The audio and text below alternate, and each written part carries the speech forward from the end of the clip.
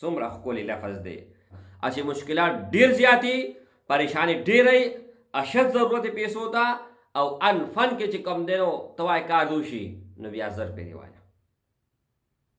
د دې دا خو لږ ازماو که که نه، لږ ازماو که. د هغې نه پس په دې ویډیو باندې راشه بیا ما ته ووایه چې یا ورورې تا هم ته دا خبره کړې وه، د هغې څه اهمیت و، هغې څه حیثیت و، څومره کامیابي الله موږ له راکړه.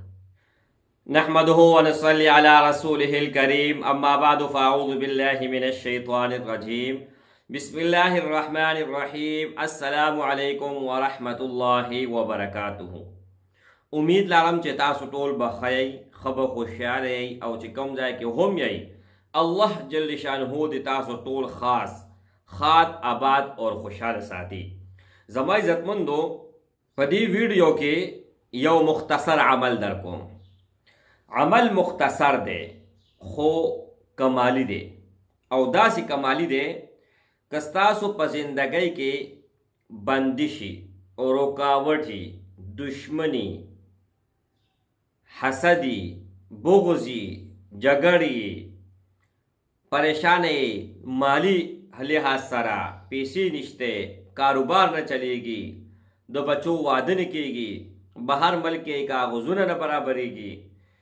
یعنی انتهایی آسان عمل دی، انتهایی، خو دومره فائدې دي، دومره چې بې شمار فائدې دي. یو ورور له مې ورکړی و، د هغه باندې داسې ګهره تنګه شوې وه چې یو لار ورته هم په نظر نه راتله، قرضونه و پې، جیب یې خالي و، ډېر مشکلات ورته. یو ورځ صرف یو ورځ دا عمل وکړو او په بله ورځ الله داسې فضل او کرم پې وکړو، داسې فضل او کرم چې ټولې قرضې هم ختمې شوې او هغې باوجودو الحمدلله د سره کثیر تعداد سره دولت رالی. نو دا هم یو فایده ته ووي. زما عزتمندو د دې ډېرې فایدې دي. جادو، نظر بدو، د دې لپاره هم چې کم دی نه کیمیا ده. دومره آسان عمل دی، د 3-4 کالو ماشوم هغه به هم دا عمل په اسانۍ سره وکړي. زه خبره کوم د سورة الاخلاص.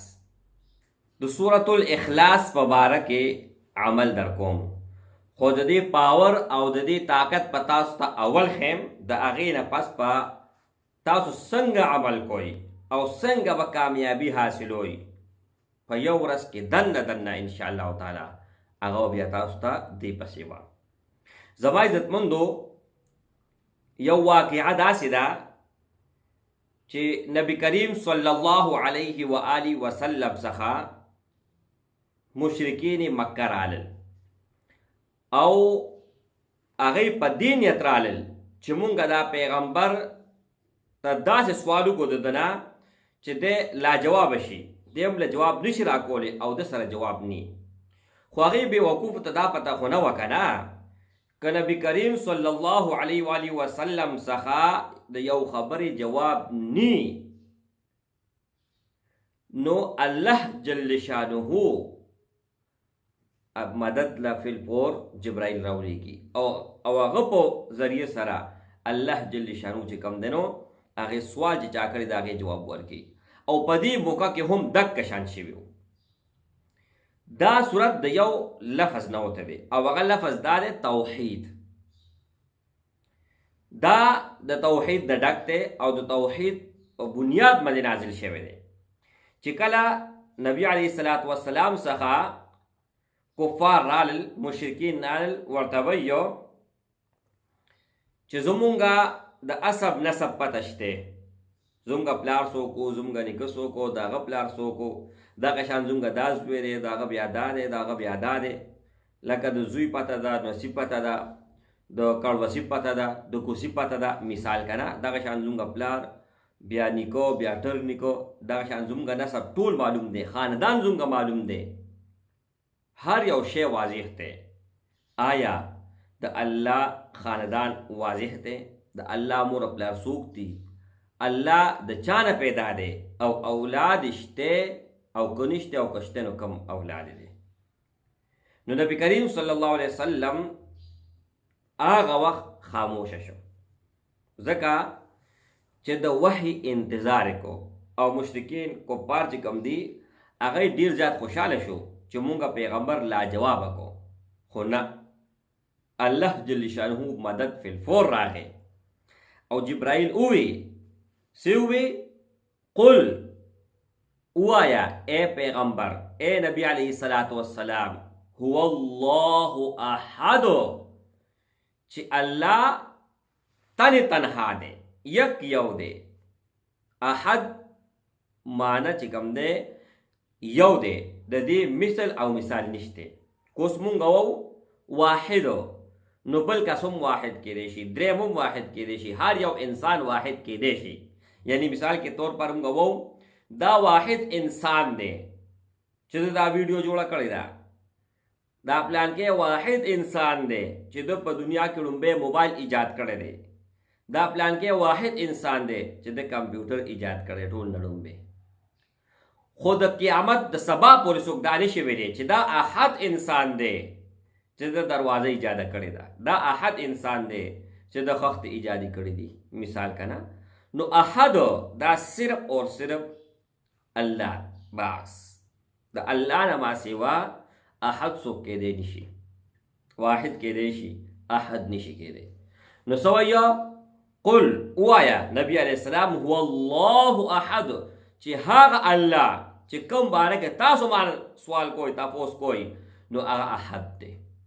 او احد په معنا تاسو مونږ نه پوهیږو ځکه زموږ پښتو ژبه ده.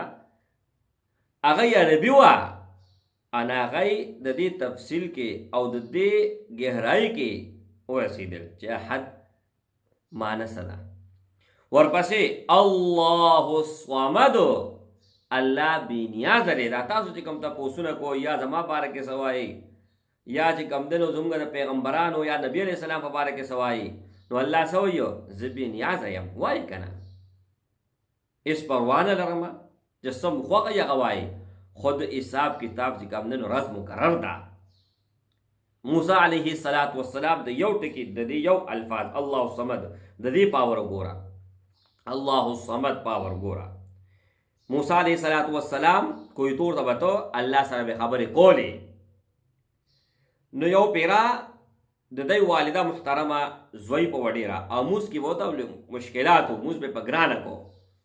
نو موسی علیه السلام ته وی بچیا تو خو اسم د الله راز لذي الله ته وایا چې مور مې ډېره زوی په شوې ده موز نشي کولی که دا موز دې ورته معاف کو.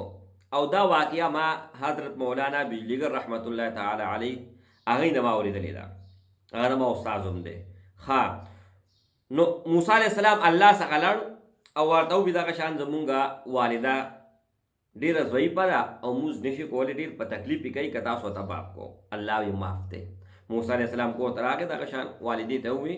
والده ډېره زیاته چې کوم دی نو خوشحاله شوه، کټ کې به ناسته وه، ذکر اذکار به کو، الله به یادو، خو موز ورته لږ ګران و نو موز یې نه کو او الله ورته معاف هم کو. خبره ختمه. بیا څه موده تېره شوه نو موسی علیه السلام مور مبارکه هغې وی موسی بچی وی الله خو ما ته موس معاف کو، ما باندې احسان وکړو، ما باندې فضل وکړو، زه ډېره خوشحاله یم.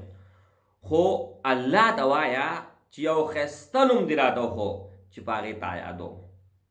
موسی علیه السلام د الله راز لړو، الله ته دغه شان واقعه وویله چې زما مور دا شان وایي. نو الله جل شانو ورته وی خپلې مور ته وایه چې الله الصمد په دې باندې ما یادو.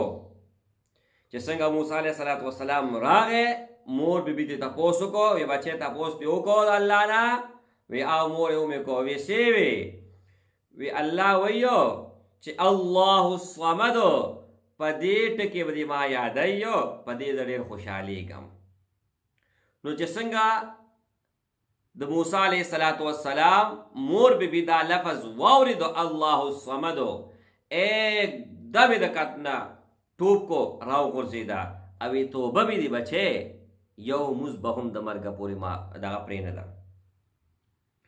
نو موسی علیه السلام دې تپوس کوي د پیغمبر مور ده، زما او ستا مور نه ده، عامه مور نه ده، د پیغمبر مور ده. نو الله به ورته دومره فهم ورکړی، فراست پې ورکړی، دومره پویه به ورکړی.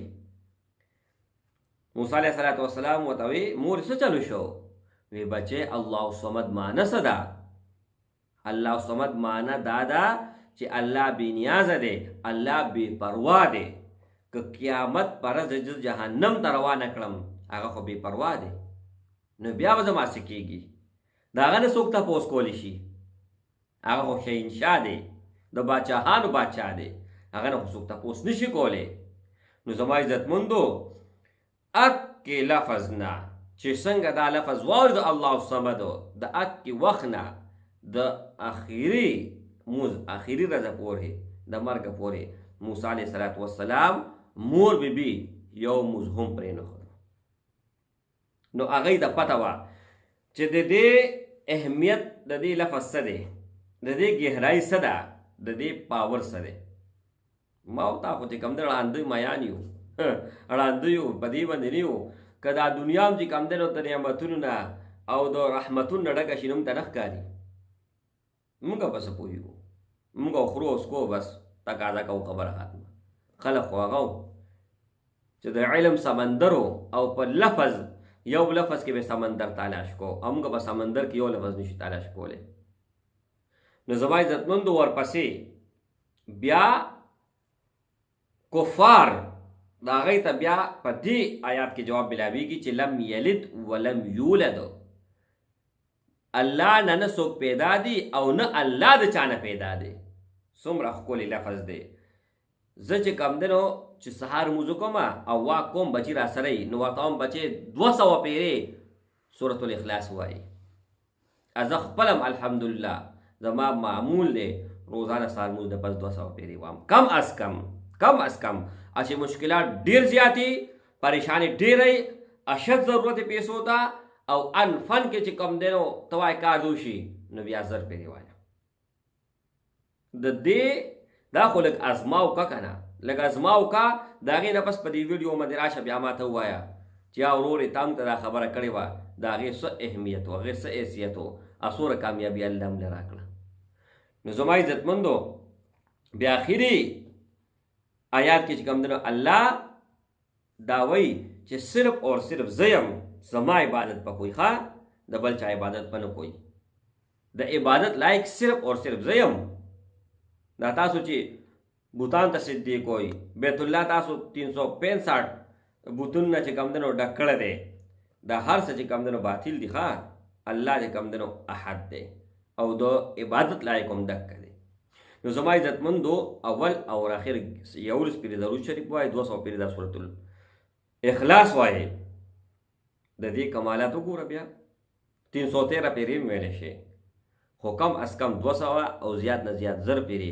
او که د زرو نه سیوا وای نو هغه خو بیا نور چې کوم دی نو بهتري ده.